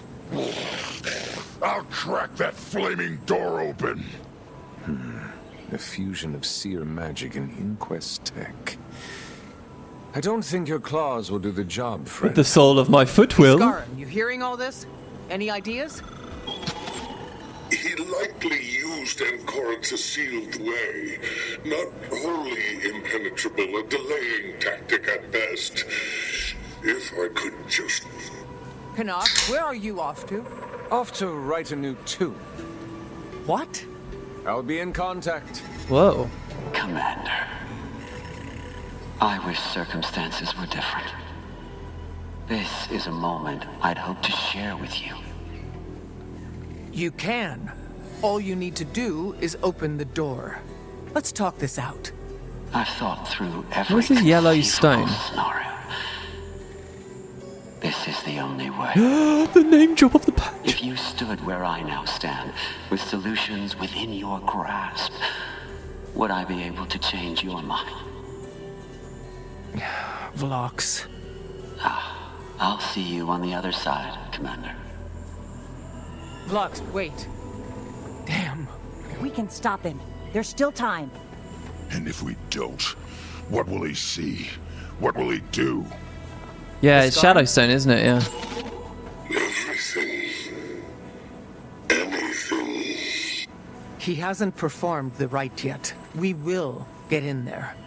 Let's see what Canuck has cooked up. Oh, I sense an open world section where we run around collecting ingredients for a ritual. This energy barrier hums with a harmonic resonance that vibrates the roots of your teeth. It feels familiar, yet also unlike anything you've encountered before. Take a closer look at the energy barrier. Peering deeper, you see a complex web of radiant ley energy, the cosmic sorcery of seer magic, and the crimson glow of Inquest Magitech, all woven together into one pattern. Leyline energy, seer magic, Inquest Magitech. I was thinking that the shader looked different to normal energy vibes. So I can't just sky scale over the door. No. Oh, because there's a roof.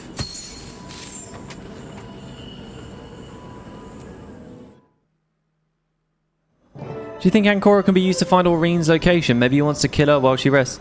That was a theory we had when it first came out. That you could fuck with Aureen once you have... well, not necessarily Ancora, but just using the seer shit. And I like the idea. I did mention over a year ago now, actually, that I'm not totally opposed to an Aureen resurgence in the story, revival in the story. Just depends how they do it. There are definitely a lot of like scary black boxes to not open with Aureen, I think, but it's doable. Wow. Wayfinder, while you search for those components for Canuck, I would ask that you keep an eye out for something. A scroll. Siden's scroll. From which he recited the curse he invoked upon me. If it is in the area, it must be found. How will that help? I believe that with that scroll, we can devise a counter to the curse. Historian Minna can assist me if we obtain it. I'm on it. Where do I start? Find Jaina in the forest west of the temple. She has been gathering information and will provide details. Thank you. I wonder if this bit where, this arc where Isgarin's injured, if it lasts long enough, it will sort of be the start of him being less abrasive. You know, the beginning of the turn of his character. You know, getting humbled. This is Jaime Lannister losing his hand, you know. But part of me feels like it's not going to last that long, especially since I have an achievement that suggests I can cure him. Right, Canuck says component list. Commander, I've listed the items that I require to create a device. By the way, I love how we're moving back to scrolls a lot more. Have you guys noticed that, you know? I always like the idea of scrolls and power and magic coming from reading scrolls, but Guild Wars has never been that big on it. It's just had it for a few specific cool lore events, the Cataclysm chief among them. So whenever they get mentioned, I'm always in my element. Canuck, Commander, I've listed the items I require to create a device, because he's an engineer, right? A techie kind of guy, with his old mines and things, which will allow you to bypass Blox's clever little energy barrier and access the Spire of Exaltation. Rest assured, success is all but guaranteed, so long as you bring me all of the following components. Look at these. So is this going to be like this is like during the main expansion where we had those collection sections. On replay, I probably won't do this again, right? A sample of raw ley magic, a sample of seer magic, inquest magitech. Those are the three things we just saw on the door. Saltpeter, oxidized copper, alum crystal, allium crystal, pyrite. Interesting. Crude oil, because I can't read pyrite in the context of Guild Wars without thinking about that spot in ore. A portable hourglass, a rudimentary power cell, a sheet of metal, leather straps. Once you've gathered me all of these materials, contact me and I will meet you at the forge. Good luck, Commander. Okay. So here's the components. Collected from upwellings of intense ley energy found underwater. Pools of concentrated seer magic. Coden use leather straps to their equipment. There are some Coden Alliance members of the Deepwood Outpost. Is it as simple as just going to the outpost and chatting with them? What's this like in the open world then? I can't go through? No. Alright. Interesting.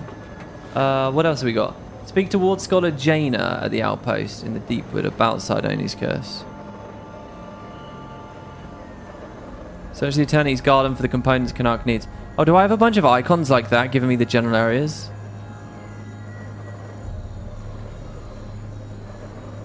No. Is this the Deepwood Outpost? That's Pilgrim's Rest. That's the Temple of Abnegation. Ah, it's over here. An outpost we never went to. That's cool. So that's a new area for us to explore. That's fairly obvious. The fucking green starburst was pointing there the whole time. Is this going to take me on the roof or over there? It's going to take me on the roof. Wow, man, look at that giant-ass plant up there. No. Love these weird orb things. Here we go. Here's our first mastery point. I still don't know what is going on with masteries here. Okay, so Castoran Survivalist. Shit, I should have clicked one of these. Fuck. Combat maneuvers has been unlocked. Well, no, but we've made a bit of progress. 6.6 million XP. Now, that's what I'd like to see. That's a lot of energy to get that.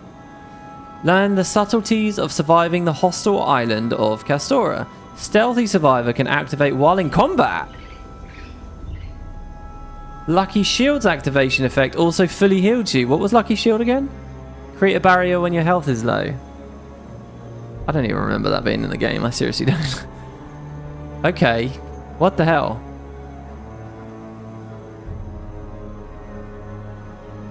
So I can... Sorry, I randomly stealth in combat. How is that useful to me, though? Because, to be honest, I'm going to be in combat. I'm going to immediately reveal myself, aren't I? What's this one? Residual mirror magic. Gain 5%... completing magic mirrors gives me a boon. A 5% magic find per stack. It persists. I see. That's kind of sneaky. Didn't they just lower the rates for the rares on the mirrors? So this is a very tangible moment where they baseline nerfed the game and gave it back to you as a mastery, which I think really offends some people. I actually don't really care. I just think it's interesting. Papadon will eat their eyes. You think it's because people complained about the launch VOE collections and they decided to make this one easier? Arenanet need to not listen to that shit. Alright, I'm deadly serious. We already went through this with Secrets of the Obscure, right? Where we noted that it was like, okay, there are going to be phases where they want you to play the game and explore the map, right? Just beelining story and getting the fuck out again instantly. It's not of a benefit to anyone. It's not a benefit to the community to listen to those voices and encourage people to just flit in for the shortest period of time just because they're Zoomers, ADD-addled brains that can't handle playing the game for a little bit, right? It's of no benefit. Having a slower moment, yes, might draw a couple of comments. It doesn't matter. It's still worthwhile. But, of course, in Secrets of the Obscure, we saw that they kept bending over backwards to try and tweak and refine and change it. Oh, okay, you don't have to do hearts. You don't have to do events here. Just watch a vista. Remember? No, these moments are fine. Don't panic about it. Just accept that some feedback isn't relevant feedback. That's my honest opinion on that. Sorry that you have to play the video game. Relic of Watch. Immobilization lasts longer. Oh, that's interesting. 25% is not interesting. Weaken foes when you immobilize them. That's a very, very cool competitive relic, I think. If you can find a build that reapplies immob enough. And I know you're all going to be thinking immediately entangling roots, but actually I don't mean like that. I mean, I want a source of immob every 10 to 15 seconds, not fuck tons every 2.5 minutes. Do you know what I mean? Not that the cooldown's that long anymore. If you have a build with lots of mini immobs. And Warrior's an okay candidate for that, right? Can't it immob whenever it cripples? Or is that removed now? Another proud moment. What else have we got here? Cruel Overseer. Gain stacks of Kuda's Cruelty.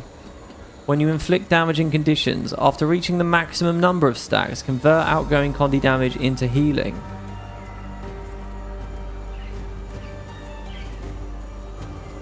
What? Kuda's Cruelty?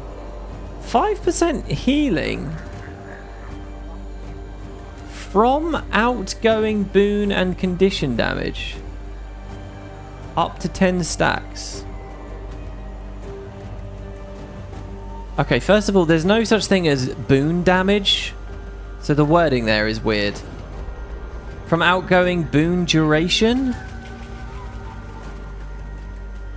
Is that saying your concentration and condi damage? Shouldn't they say concentration? Your concentration and condition damage attributes convert into healing power at a 5% ratio, but actually 50% when you're at 10 stacks. That's such a weird idea.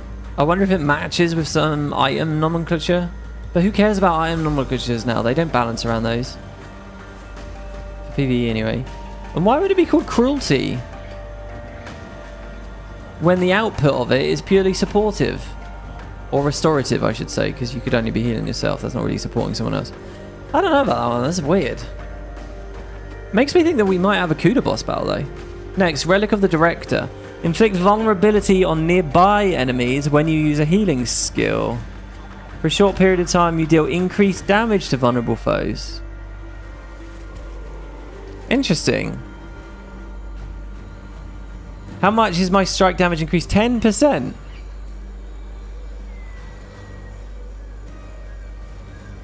Okay, so as long as you can spam heal skills fast enough, this is I don't think you can maintain it permanently, right? What's the ICD? 15 seconds? Alright, so it's a 10% modifier, but it has significant downtime on it, so it's still not that interesting compared to Claw and all the like. Which give you 7, but are actually maintainable. Relic of the Doyen. What was that called? The Director. Relic of the Doyen. Take reduced incoming strike damage while you have resolution. That one's also quite fun. Again, all these defensive and utility ones, if they had a dedicated slot, if there was a utility relic slot, if there was a defensive relic slot or a supportive relic slot, I don't know how you want to break it down, but there's lots of ways you could. We've proposed them over the years. I would be really interested in these, but as it happens, the way the game is actually made and designed for the majority of players, the majority of the way that they play it, All of these instantly go in the fucking bin because they're not pressure orientated. And if they are pressure orientated like this, they don't hit the bar of the current meta options. And then when they do, they get nerfed, like we saw with Steam Shrieker. It's really weird to me. What I just articulated there, I think is pretty easy to follow, right? You don't have to be that buried into Guild Wars 2 meta theory craft to follow those arguments I just made. I assume the devs should get that, so why keep dumping these relics in at this rate when they're just not captivating? And I don't think I'm being too subjective with this. I think it's fairly... The only other avenue where these might be exciting is, again, it's kind of like what I was talking about with skins before, where it's like, okay, you're a totally new player, you don't really have many relics, this is the first post-patch you've ever played, and for you everything's fun and interesting and novel. But I mean, maybe I'm not in the right place to say as a long-term player of the game, but I cannot imagine there are many people in that scenario anymore. You know, there was a bit of a feeling during Season 1 that with each new major release, they were kind of doing a big outreach aspect to it. Everyone scales to level 80, get in there. I just don't... I feel like the people who are playing this patch are already the captive audience, and they're just not... That avenue is... There's not many people having that experience. Gain prot when you use a well or consecration.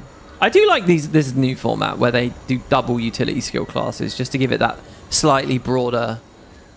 aspect and appeal. And prot is okay. That seems fairly fun. Again, it would have use in PvE if there was some kind of a defensive slot for me.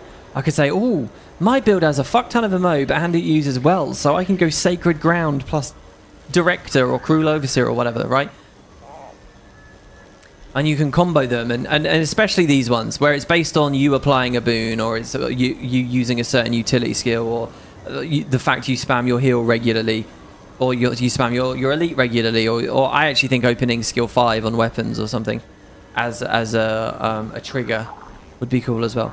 A lot of fun theory craft would come from that, but one slot isn't enough to play with. Right, okay, here's the camp. Let's see what we got. So the leather station straps. Oh, I'm just gonna steal some Coden's clothes. All right. There's the last one. Oh, love that icon. It's like a ring that I want to collect, guys. Do you know what? I've always had... rings. Coin. I've always loved the idea of having a ring collection as well, but I don't know what that would be like. That would be incredibly expensive unless you're just getting cheap, tacky plastic things. Whispers? What kind of whispers? I don't know if I could put it. I saw someone in the late 1800s. Was incomprehensible. Was it the late 1800s? Made a ring out of one of Newton's Shortly teeth. after, we encountered the most peculiar tree. Its trunk was fused with crystal and light, but the itching only got worse, so we left. Curious. I'll summon someone from the Bastion of the Obscure. Nothing about that sounds natural. Oh, that's so cool. Yeah, I love that. I love hearing little moments where they're actually using the bastions still and experiment. That was really, really cool. So this is like the Astral Ward camp. Are there kids here? Oh no, it's just that I'm a Norn. Hello. Wow. You're wearing like a burglar cat mask. We can sit here. Do you know how much I wish Guild Wars was a game where as I was running around, I see a bunch of players sitting here and role-playing and chit-chatting?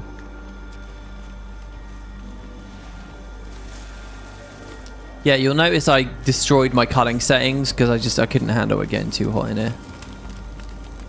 What do we got here? Legendary components. This looks like mostly... Okay, so there's shadow stone fragments now that I can swap my sap into. Ah, so on the last map, it stands to reason that antiquated ducats will become another thing. Chromatic sap can now be... Sorry, the aether-rich sap can now become chromatic sap or shadowstone fragments at double the cost. And I bet the ducats will become enchanting stones or something else at double the cost in the last map. That's a nice little format. Got all these gifts. Oh, there's a new set here. Forge guards. Heavy stuff. See what we think about this, shall we, guys? Hey, I quite like it. It would be so nice if there was a little checkbook that said default dies on these previews. Not bad. Not too expensive. So I'm guessing that these drop from the metas and stuff, just like we had at the expansion launch. So you can get them cheaper. You don't have to spend the 200 gold. You're just gambling for the drop.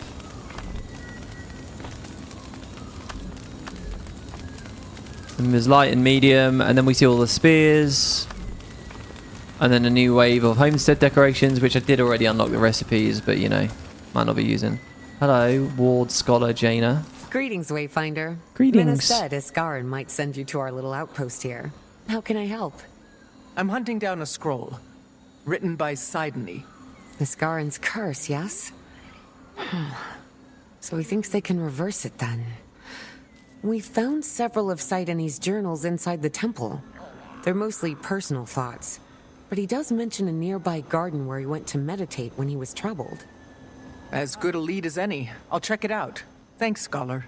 I really think there should be some dialogue at this camp of members of the Astral Ward really concerned because their fucking leader, effectively, is cursed right now. It shouldn't be some blasé thing that we're just casually alluding to. It should be, oh shit, this is a big moment, isn't it? But then again, Iskarin's kind of interesting. He doesn't really feel like much of a leader a lot of the time, you know? He's always sequestered away in his own cloisters.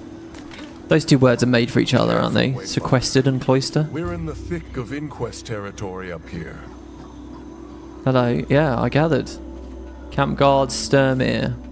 You know what? This guy reminded me of that weird dude with the blue hair that popped in the last patch of Janthir Wilds last year.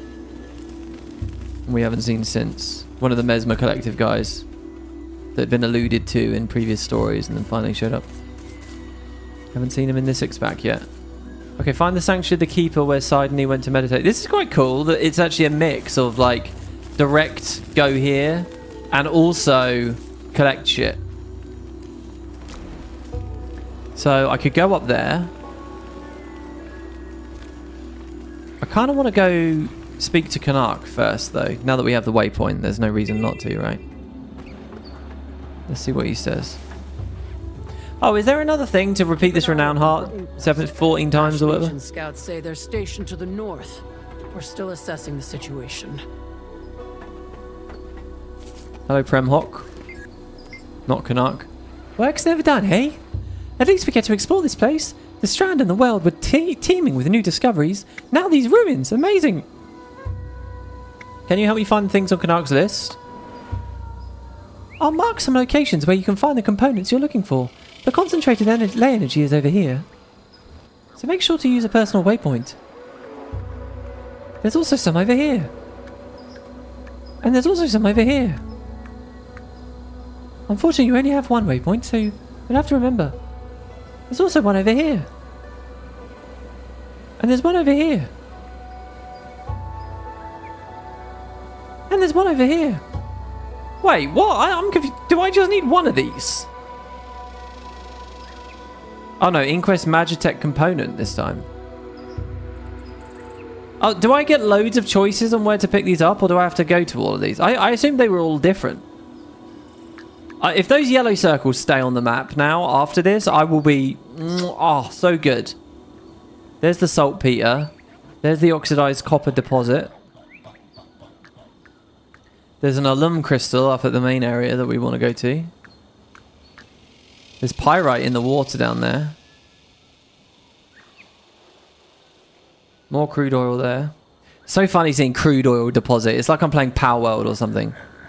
The portable hourglass is near here. I can't remember all of this. I feel like I'm doing a memory test or something. What the fuck? I seriously... Okay, I'm assuming when we get some of the ley magic, all those first ones she was talking about were gone. Yeah. Ah, they won't, because I've got the leather straps and the scout is still showing those. Please, do the circles stay? They don't. I assume this is just like at the launch, though, thing where if I piss about and wait long enough, eventually Canuck will just message me and say, hey, do you want some help? Which was a good little setup. And hopefully... See, there's all these little things that Arenanet are slowly getting better at. You know, they're honing their craft. They're figuring out how patches can work. They're improving with the storytelling and the gameplay sequencing. And I'm scared that if there's no mini-X pack next year, all these little minor aspects of expertise that they've been getting under their belt, they'll just forget, right? Because teams change, people change, and then it's like... You take 2 steps forward and then 1 step back, you know? And that's going to be a real shame. I want them to keep doing it. That's why I think it's important to stay on a routine.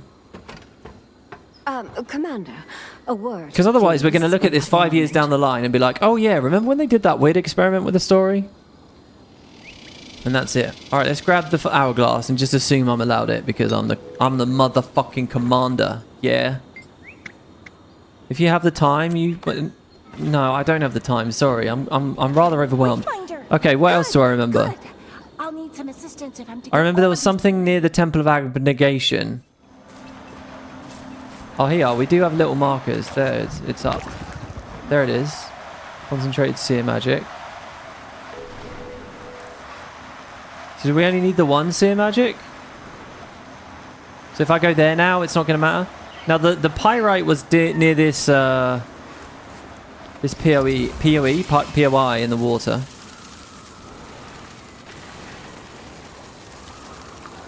The collection icon gets shown on the map when you're kind of close to it. Isn't that bad? Yeah, yeah, I see, which is really good. Is this regular pyrite? Not unnaturally weirdly spawned Aurian pyrite. Hold on, let's kill this. Wow, it died instantly. Oh, don't attack the armorfish. There's a lot going on underwater here with these steam vents and things. What does it say about the pyrite?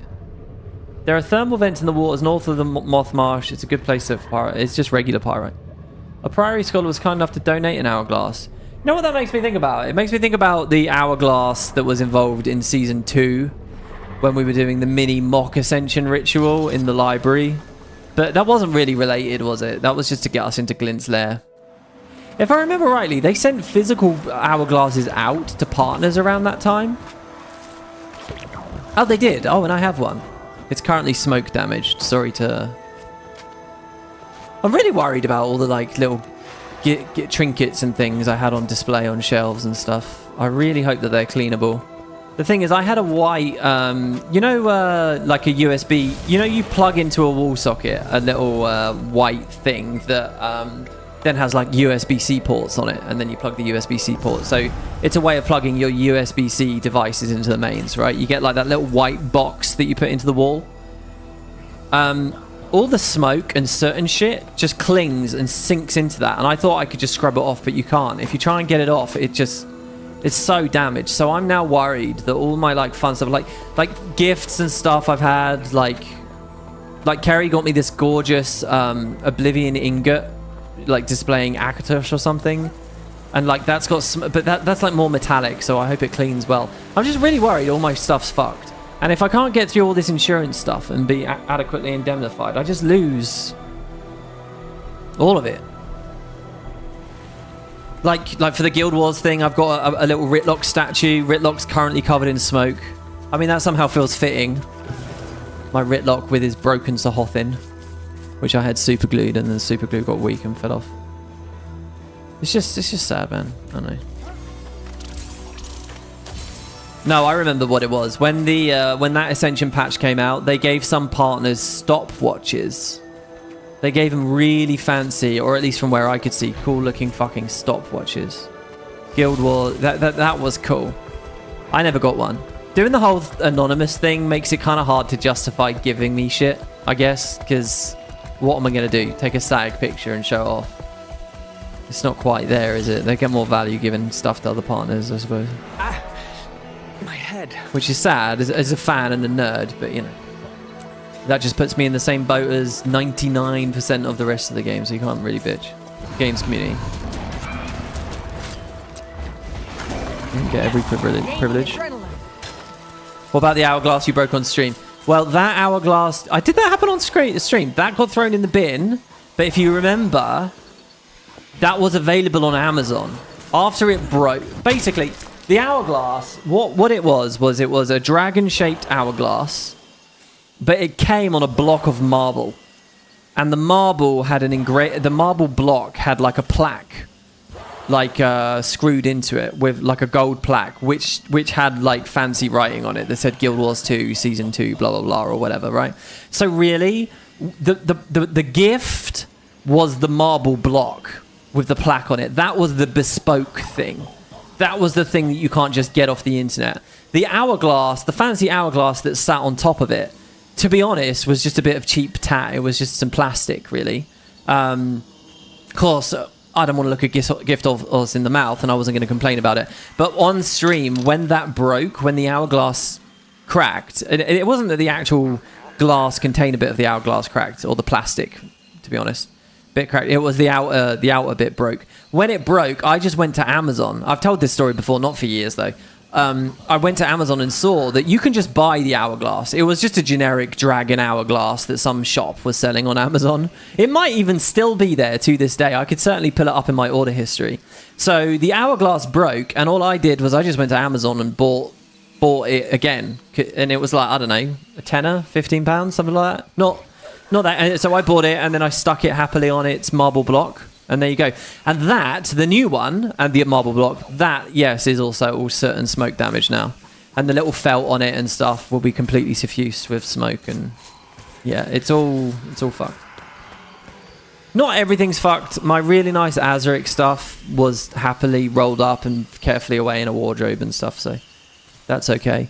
I don't think there's anything that's like totally irreplaceable. But then I also just don't know how cleanable a lot of this stuff is. I've been told that you kind of get conflicting instructions after a fire.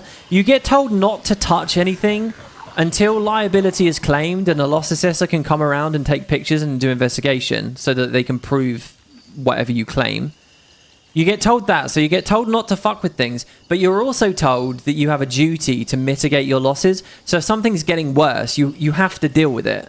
Otherwise, they also won't pay. So you get kind of caught in a catch-22. How am I supposed to know the exact specific nature of different materials left under soot for however long? You know, will it clean off harder, or, you know, will it be just the same after 1 week, after 2 weeks, after 1 month, after 4 months? How am I supposed to know either how long until they actually accept liability, or are they going to fight me every fucking step of the way, which is what they are doing? I'm also going to start finding all these fucking details about tort law, which has been very fun, don't get me wrong. Okay, there's a scroll and some crystal. Let's get the crystal first. Oh, we actually mine it. That's cool. The Caladbolg video will forever go down in history. Yes, Caladbolg as well, smoke damaged. Caladbolg, quote unquote. Only a select few will have seen that video. Yeah, for people that don't know, Arenanet once sent me a sword. Like like you could power it in and it would have multicolored flashing lights. Really cool. Listen, I've had maybe 2 or 3 things like that off of them over the years, and I'm incredibly grateful for all of them. They are very, very, very cool. One of them was that. It was that sword thing. I haven't had it plugged in or powered on for years, but it's been on the shelf.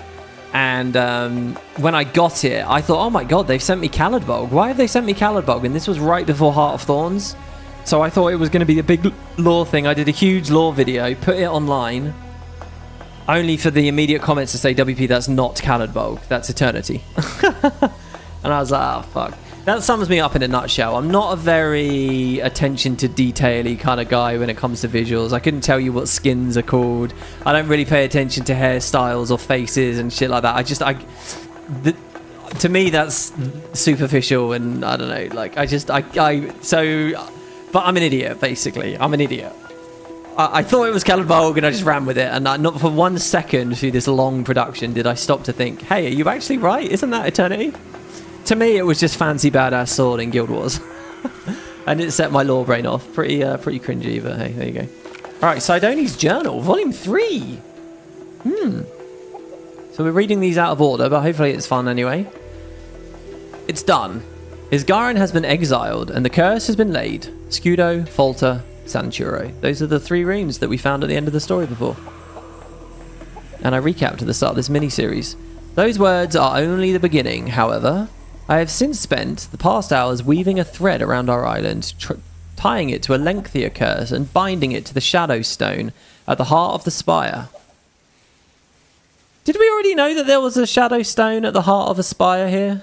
We didn't, right? So that's news. There's Shadow Stone up where Vlox is right now, assuming the spire is the same spire. A curse that will not merely break, but will become concentrated at the focal point of our most sacred of sites. Isgarin may, in his arrogance, attempt to return to Castora someday to test his mettle against the cursed. And what's kind of funny, he didn't he, a few times? And I must be prepared for the attempt. Thus, I've connected this curse to the very land itself, so that, on the chance that Isgarin sets his sights upon our island once more, Wow, our island, not his island. He's a total exile, right? It will drain his very life essence from his corporeal form. More so as he reaches the source. So he's dead at the source, effectively. No more life. The only means for him to end the curse is the very thing that would end his life. Wait, is that what it's alluding to from the previous paragraph or something else? Yeah, the shadow stone at the center is how he would end the curse, but to get close to it would kill him. Sidoni, you sly dog. I was hoping to get a little bit of dialogue there. There's another journal scroll here. The first elder. Oh my god, there's an old seer statue just sunken into the ground here. What is... Huh. After much deliberation and discussion carried out in secret, the vote related to how our people should handle the matter of Isgaren's transgressions was tied. Oh! It was tied, so Sidoni was the tiebreaker, is that the idea? Especially fitting then that the final tally fell to me. It's just like the commander at the Lion's Arch Guild headquarters last year, guys. Actually, no, we weren't the tiebreaker there, were we? And I actually really liked that. Especially fitting then that the final tally fell to me, and I had the pleasure, perhaps the ignominy, of sealing his fate. I do not believe I could ever forget, much less forgive, the thoughtless actions of Isgaren in diluting our power. See, this is interesting. We're getting into his mindset here. Is he just covetous and hoarding his own knowledge, his own people's stuff? Because that was kind of the vibe I got, the snobbiness of the seers, right? Because look, what's the broad idea here? In his youth, Isgaren did not like how snobby the Elder Seers were, and how protective and condescending the Elder Seers were, how they bullied the other races out, how they didn't really help the Masat, how they didn't really help, how they refused to help Waiting Sorrow when she was struggling, right? It's like, we learned how to ascend, we did it, you must learn to do it on yourself, children. And it's like Isgaren hated that when he was younger, right? However, he's grown to be a lot like Sidoni in recent years. And now he's in the same situation with Vlox, right? Now he's hoarding his ritual. He's saying, me, my astral ward, my wizard's court, my ascension ritual. I'm the one that will keep possession of the Scepter of Ore. I will make the decisions for the people of Tyria. They're children. They cannot rise to the challenge. That's my decision to make. And along comes Vlox. And Vlox says, no. We can rise. This is our power too. We deserve this too. We're going to figure it out ourselves too. That's the story, basically.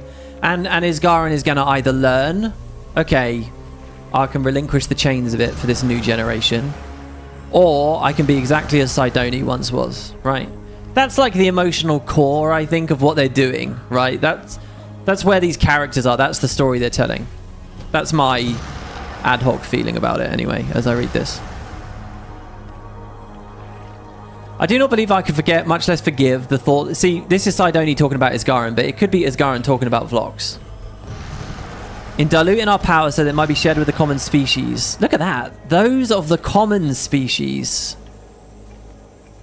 I'm preparing to meet him shortly to inform him of the... See, but Arenanet, like, it's a good emotional core, right? But where you elevate this to a really good story is you be fair and balanced about it and make it complicated by giving me insights as to why this arrogance exists in the Seers. Don't be scared to give me a bunch of case studies now, which... and historical events which molded the Seers the way they are. Try to justify it. Even though it's disgusting and xenophobic and kind of gross and immoral, right? That they're hoarding their magic. Show me how they got it by giving me compelling arguments, right? That's where it becomes a really good story. Don't be scared to advocate for the devil. And I feel like they always are scared to advocate for the devil. That's why you don't get a deep analysis into Minister Lee, right? In End of Dragons or whatever. But that's where the real art is, and that's where the real confidence is, and that's where you stop being, you know, slop. And you really give something for people to chew on. So that's the last... Like, I get the idea of the emotion. I get what they're going for. But to me, unless it's fully justified from both ends, I'm just not that captivated by it. But I appreciate that I'm a guy in his 30s playing this that's a bit bored of, you know, what probably is more entertaining. And you know, their demo probably skews younger now. Is that fair? I mean, what do we think about the Guild Wars demo? What's it all about, guys? Catering to GW1ers as they get older and older and march off into the sunset and their retirement homes? Or is it about capturing the new kids with the broccoli hair? Can I just say, all right, weird side note. This town I'm now living in, there are so many kids around. Teenagers, young adults, people that I'm genuinely like, okay, I'm older than all of you lot now. I don't know what happened. I blinked, apparently, but I definitely feel like you guys are all, like, but they're everywhere. So like I went out on a nice riverside walk today, right, in the sun and stuff. Okay, observation 1, I feel genuinely like I'm older than everyone now. But 2, the fucking broccoli hair? Oh my god, man. But maybe I shouldn't bitch. I had stupid hair. I had stupid 90s hair. I had stupid 2000s hair. Broccoli hair is everywhere. Mullets now, they all have mullets. I was saying last night while playing Cyberpunk that they could do broccoli mullets. That's the new that will be where it goes. Dude, everyone has broccoli hair here. I don't know whether the UK is just a bit behind because obviously we import all of our culture and fashion trends from across the Atlantic. But you know, it sort of blows my mind. Anyway, once I have informed him, I intend to go to the Shadow Zone at the heart of the Spire of Exaltation to consecrate the rite and protect what we have built for ourselves. So this will be scroll 1, I assume, over here. Unless there's 4. It looks like there might be 4. Is this scroll? Yeah, scroll 1. Here we go. Now you suffer. Oh my god, transcended archomorphs. I really do need some cleanse, and I like that. A moment in the open world where I feel like I need some cleanse. Never give up. Fine, give me something to hit. Get away from here, I'm a paragon, don't you know? On this day, the mantle of leadership weighs heavy on my shoulders for the benefit of those who count themselves our allies, yet do not speak the seer tongue. I'm writing these journals in the common language of Tyria. Heed these words with prudence. Even that feels vaguely fucking elitist. One of our number is Garin, has revealed himself a danger to the sanctuary that our people have established here on Castora. Wow, calling him a danger because he brought a single outsider. You know what's also really, seriously, desperately missing from this is the Waiting Sorrow angle. Waiting Sorrow really should be... We should be able to talk to her about this. We should be hearing about her having been here. Maybe there are some little bits out there in the open world I still haven't seen, but that feels like a gaping hole at the moment. The details of his crimes are not for this missive. Yeah, look at that. Yeah, don't even fucking tell him what he did. Because he knows if he did tell them, then none of them would agree it was a crime. Would Random, Forgotten, and Massar, and indeed Kodan, agree the crime was committed? No, they wouldn't.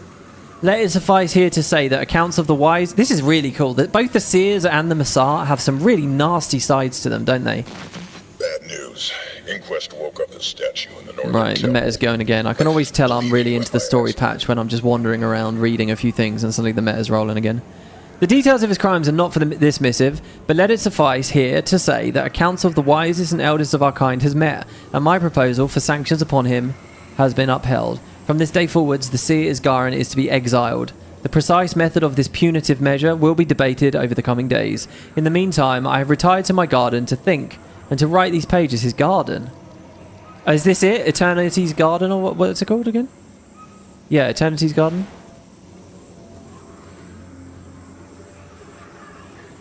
My garden. To think and write these pages, which I shall leave behind to the judgment of those who come after. Oh, see, and then you get that. I mean, I'm ensorcing these scrolls with a simple but powerful spell that will preserve them for aeons.